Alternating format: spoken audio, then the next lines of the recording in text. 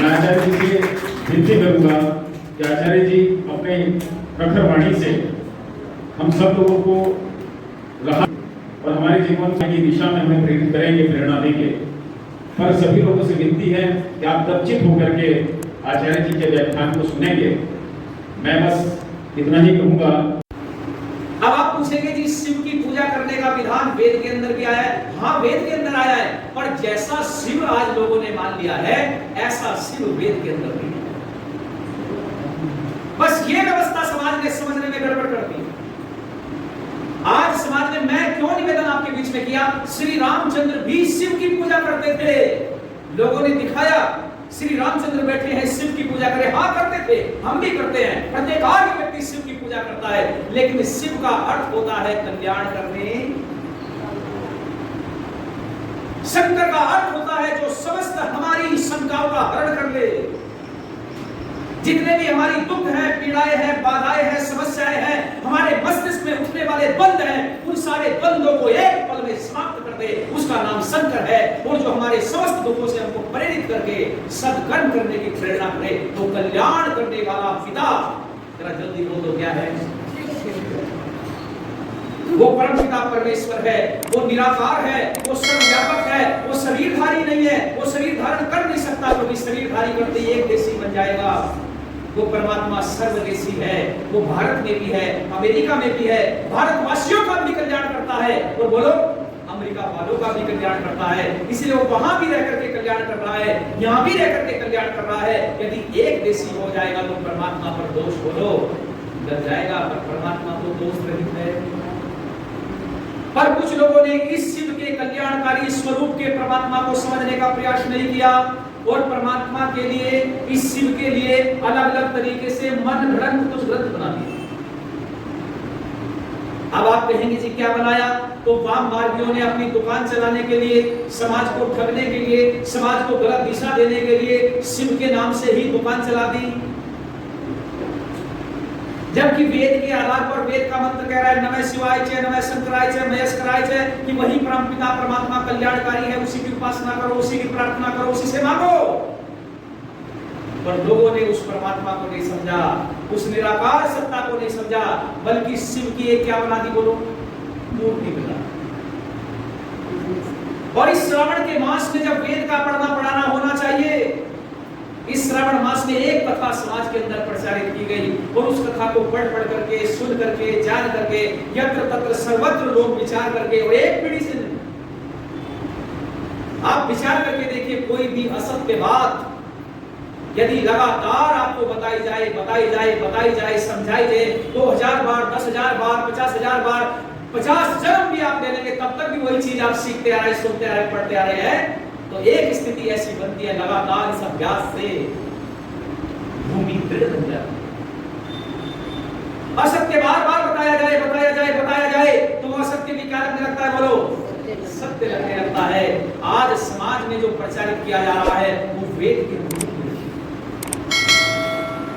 वो वेद के अनुकूल नहीं है, वो वेद के बिल्कुल विपरीत अर्थ करके समाज में प्रसारित किया जा रहा है। अच्छा, क्या कहा गया कि कहते हैं कि श्रावण मास में, सावन के महीने में ये कथा प्रचारित की गई कि राक्षसों में और देवताओं में बड़ा भारी युद्ध छिड़ा, और युद्ध किस बात को लेकर के था कि समुद्र मंथन हुआ, और उस समुद्र मंथन में 14 रत्न निकले, और उन 14 रत्नों के साथ एक हलाहल विष भी निकला।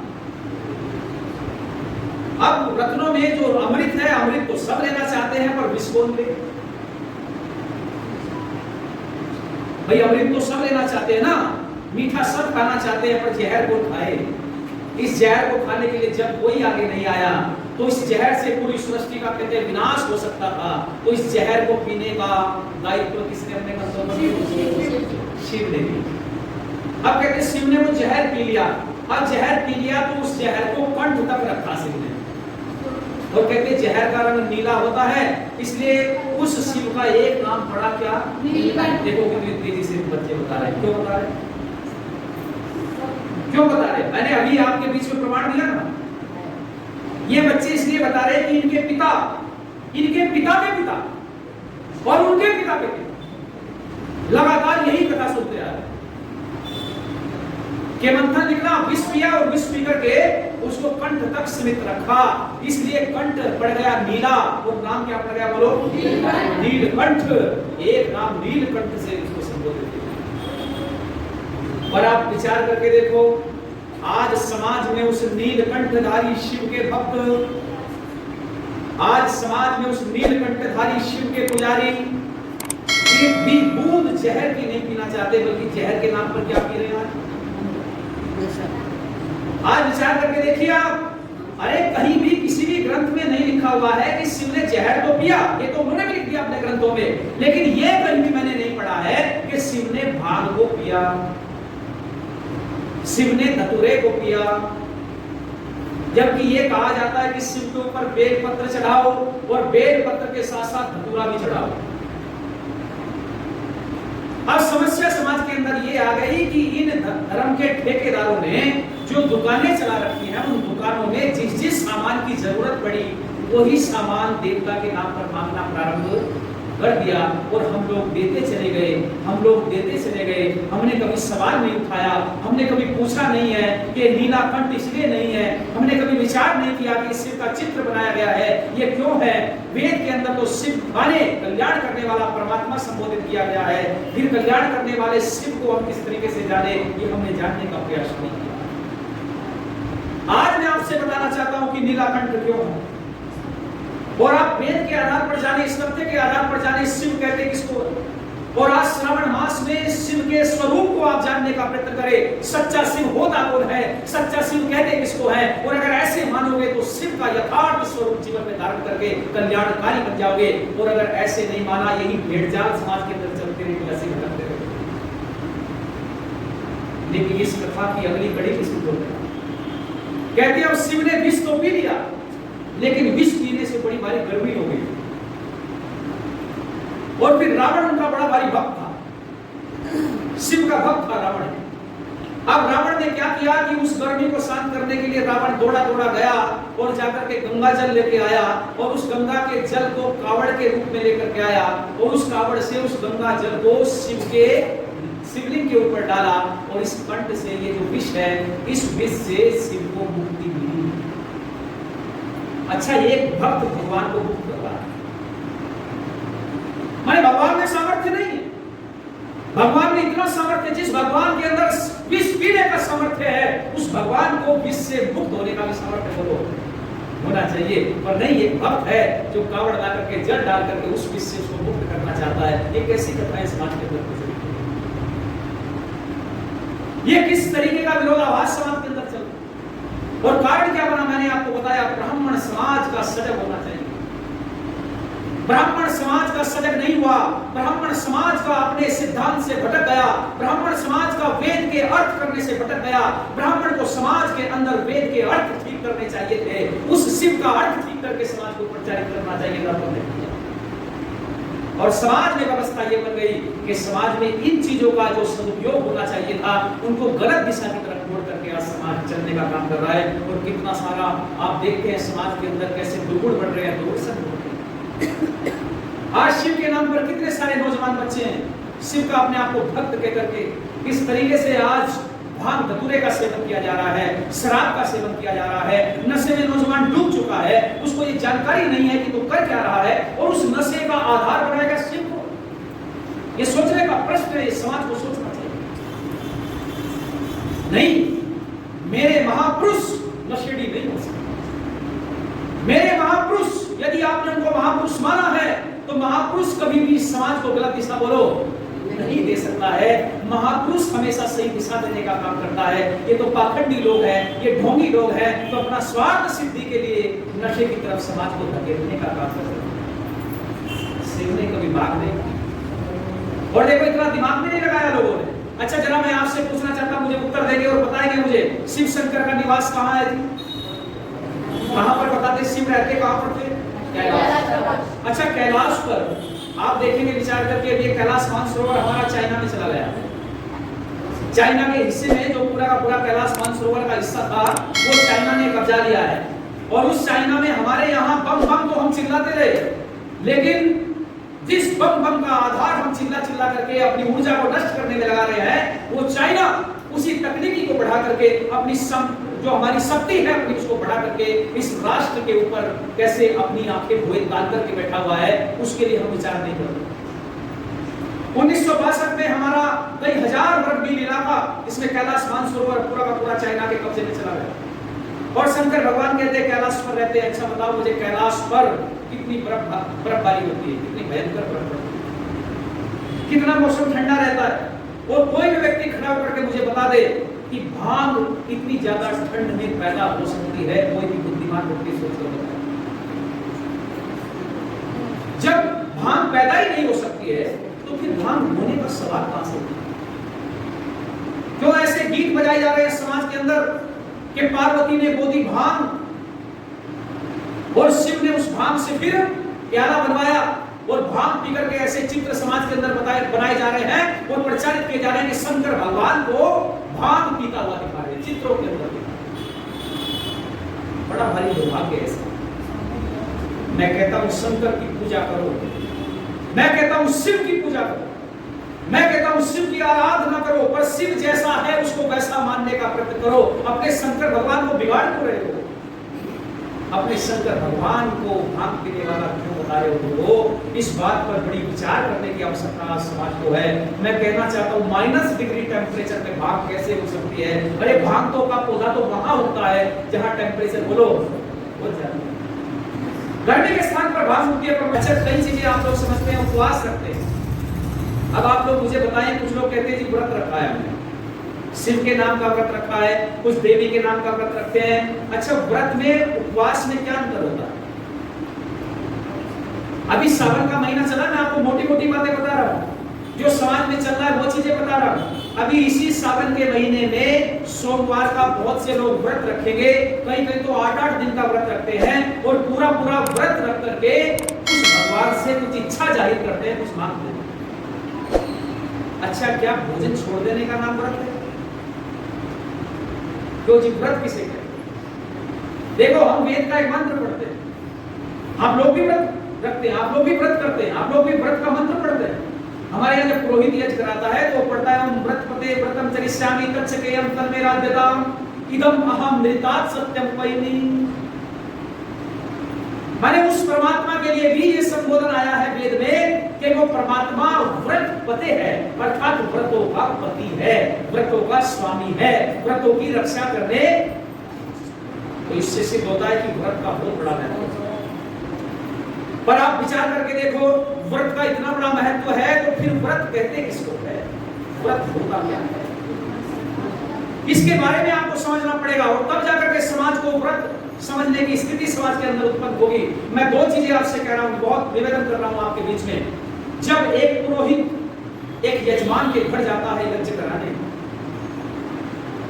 और जिस समय यजमान के घर जाता है तो बहुत जगह कोई स्थिति यदि विपरीत है तो उसको छोड़ दीजिए, वरना वो पुरोहित बैठ करके सबसे पहले कहता है कि यजमान के स्थान पर पति और पत्नी दोनों आ जाए।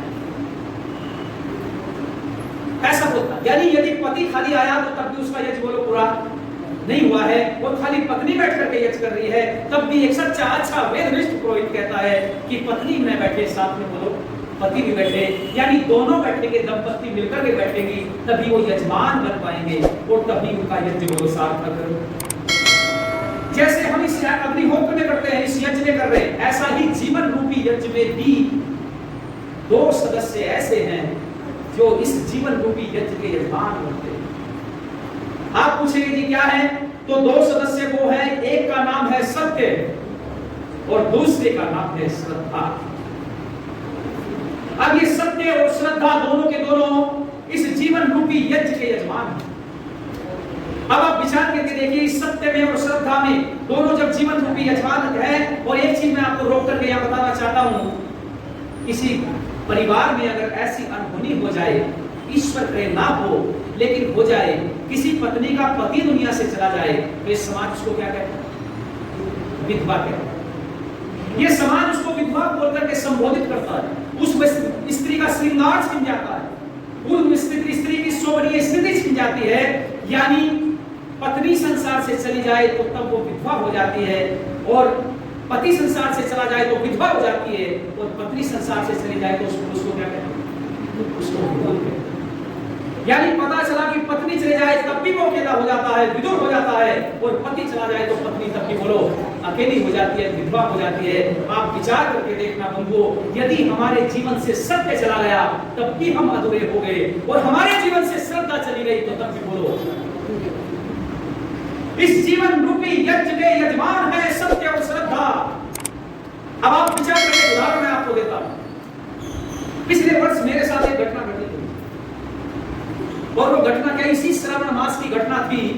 मैं ये जो देहरादून से आपका दिल्ली रोड है, इस पर मैं हरिद्वार से आगे मुजफ्फरनगर से थोड़ा सा पहले जब मैं निकला तो मैंने देखा कि मोटरसाइकिल पर कुछ नौजवान, 3 नौजवान, हालांकि वो मोटरसाइकिल बहुत छोटी थी, उस पर बैठा नहीं जा रहा था, लेकिन 3 नौजवान बैठे थे, और पिछले वाला नौजवान झट से बहुत तेजी से उतरता, मोटरसाइकिल तेज चल रही है, वो लगभग 200-300 मीटर तक दौड़ता, दौड़ करके एक पात्र उसके हाथ में था, उसको लेकर के दौड़ रहा है, फिर दूसरा उतरता है, वो बैठ जाता है, दूसरा दौड़ रहा है, 200 मीटर वो दौड़ता है, तीसरा उतरता है, फिर वो बैठ जाता है। बहुत दूरी से मैं घटना देख रहा था। अब वो दौड़ रहा है पीछे पीछे, और बाई चांस ऐसी स्थिति हुई कि दौड़ते समय मोटरसाइकिल का डिसबैलेंस हो गया हाईवे पर। अब वो मोटरसाइकिल दौड़ी है, वो पीछे उस पर बैठ कूद करके बैठना चाह रहा था, क्योंकि वो गतिमान अवस्था में है, और आप उस समय सड़क जो है वो भरी हुई अवस्था में है, आप उस पर दौड़ करके यदि चलते हुए वाहन पर बैठोगे तो धक्का लगता है। अब वो नौजवान उस पर उछल करके जब बैठने लगा तो मोटरसाइकिल थोड़ा आगे निकल गई, और उस नौजवान का पैर फिसल करके उस पक्की सड़क में उसको लगा, और ये पूरे घुटने उसके छिल गए, लहूलुहान हो गया, ये हाथ उसकी छिल गई। लेकिन उसने हार नहीं मानी, वो फिर दौड़ा और दौड़ करके फिर बैठ गया। अब इस घटना को मैंने देखा तो उस दूरी पर वो थोड़ी देर के लिए रुके, हमारी भी गाड़ी साथ साथ चल रही थी, मैंने गाड़ी रोक करके मैं नीचे उतरा, उतर के उन नौजवान के पास गया, और मैंने जाकर के उनसे कहा कि कहाँ जा रहे हो? तो उसने आंखें तरेर कर मेरी तरफ देखा, उसने कहा कि आपको नहीं पता कहाँ जा रहे हो? पता नहीं है, तभी तो पूछ रहा हूँ कहाँ जा रहे हो? तो उसने कहा कि जाते कहाँ? हरिद्वार जा रहे हैं। मैंने कहा क्या करने जा रहे हो? तो कहते हैं कि शिव के दर्शन करने जा रहे हैं, गंगा जल लेने जा रहे हैं। मैंने कहा शिव के दर्शन करने जा रहे हो तो दर्शन करके क्या करोगे? तो उस व्यक्ति ने कहा कि दर्शन करने जा रहा हूं, पर विचार करके रखना, ये चीज कहना, वो एक व्यक्ति मुझे जो चीज उसने बोली उस चीज ने मुझे अंदर तक पिला दिया। वो व्यक्ति कहता है कि सब तो शिव को प्रसन्न करने जाते हैं, पर मैं शिव के, व्यक्ति बोला कि सब तो शिव के दर्शन करने जाते हैं, पर मैं शिव को प्रसन्न करने जा रहा हूँ, मैं उसके दरबार में जा रहा हूँ, मैं शिव को खुश करने जा रहा हूँ, और प्रसन्न मैं शिव को करके लौटूंगा, ये मेरा निश्चय है, ये मेरा संकल्प है। मैंने उस व्यक्ति से कहा कि देखो मेरे मित्र, करोगे तो तुम वही जो तुमने ठाना है, करोगे तो तुम वही, मेरे कहने से तुम अपना विचार नहीं बदलोगे। लेकिन मैं एक चीज तुमसे कहना चाहता हूं, मेरी बात जरा ध्यान से सुनना। इस संसार के जितने भी पिता हैं, सांसारिक पिता की बात कर रहा हूं, एक सांसारिक पिता के सामने एक बच्चा यदि लहूलुहान स्थिति में जाकर के खड़ा हो जाए तो मैं आपसे पूछना चाहता हूं, आप भी उत्तर देके मुझे बताए। मैंने मुझसे भी पूछा था कि लहूलुहान स्थिति में सामने खड़े हुए पुत्र को देख करके एक सांसारिक पिता प्रसन्न होगा या दुखी होगा? एक पिता अपने पुत्र को लहूलुहान हुआ देख करके दुखी होगा या प्रसन्न होगा? वो नौजवान कहने लगा कि दुखी होगा।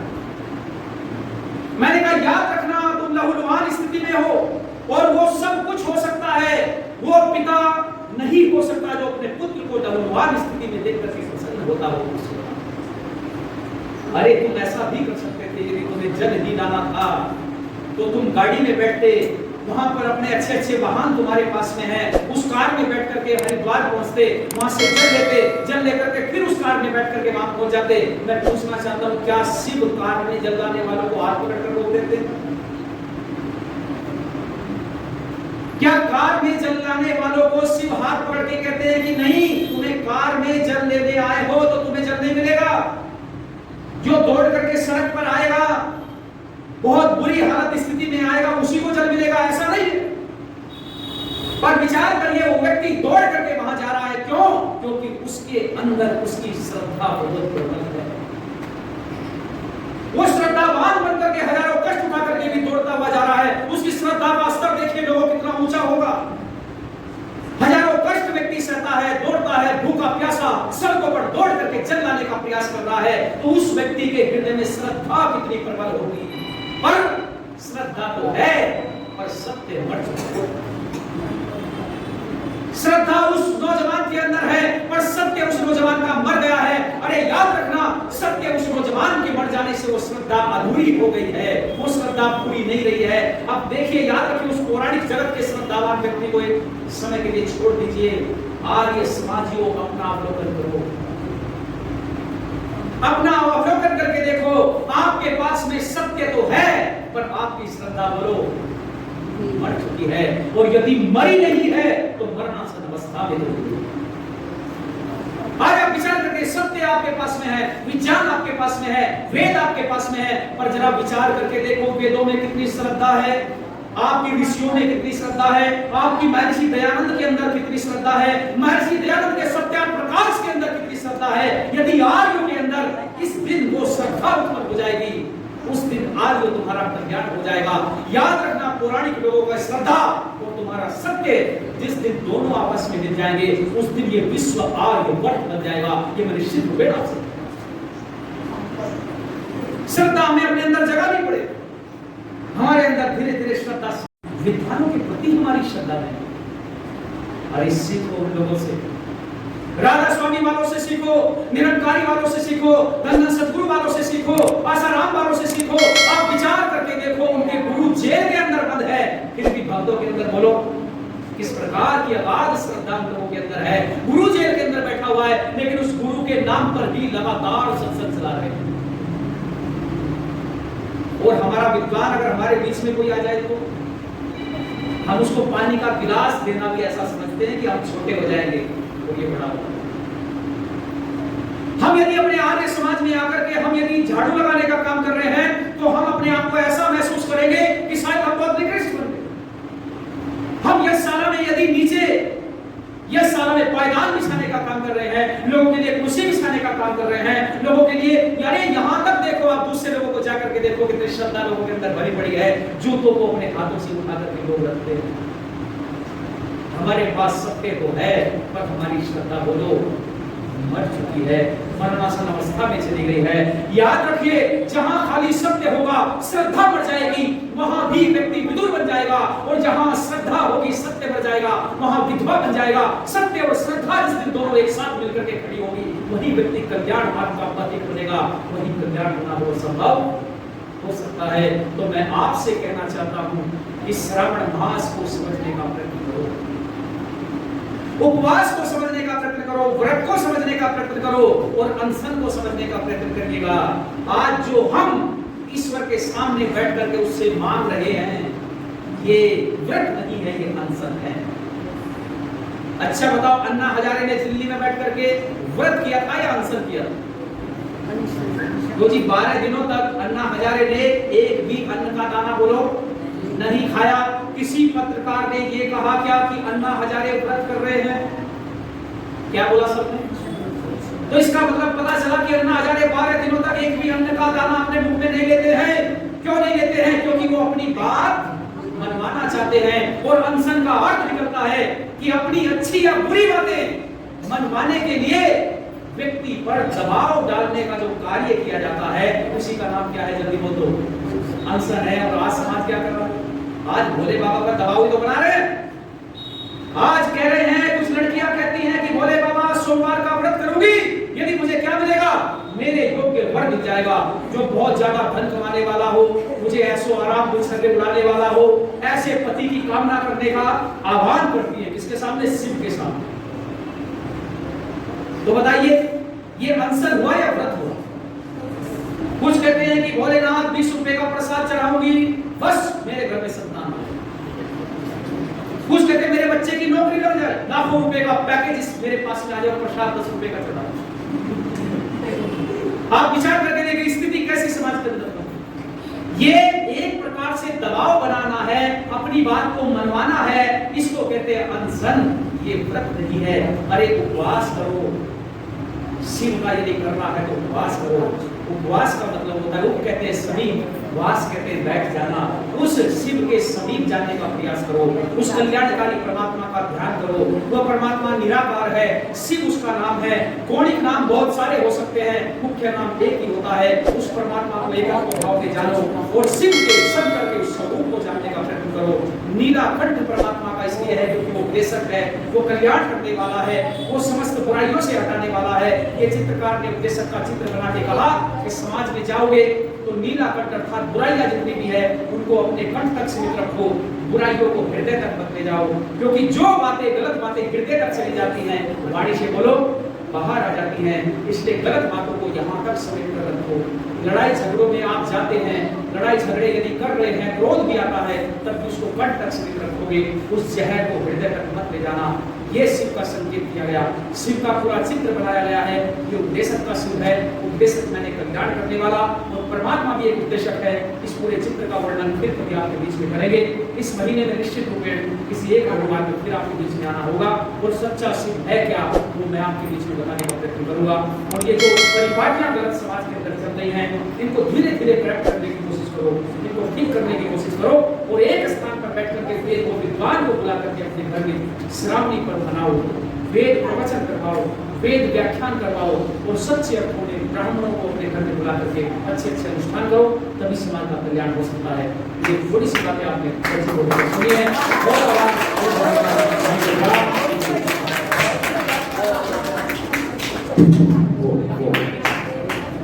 आचार्य जी ने अपने व्याख्यान में जो एक माला की तरह गिरो करके अपना व्याख्यान बताया, समझाया, अपनी वैदिक परंपराएं और वेद में क्या आप पेश कर रहे हैं, हमारे ऋषि किस